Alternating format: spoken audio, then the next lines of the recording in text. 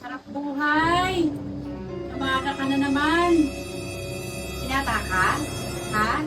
Binata? Umaga ka na naman ah. Saan ka galing? Yan lang naman. Saan dyan? Yan lang. Yun nga eh, dyan lang. Inumaga ka na naman. Puro ka inom. Hindi ka ba titigil? Puro ka na lang inom. Bakit? Pinubay ka doon? Ha? Babae na naman. Oh, ano? Lagi ka na sa inuman eh. Inom ka ng inom. Kung saan ka nagpupunta. Saan matuto? Sabi ko sa'yo.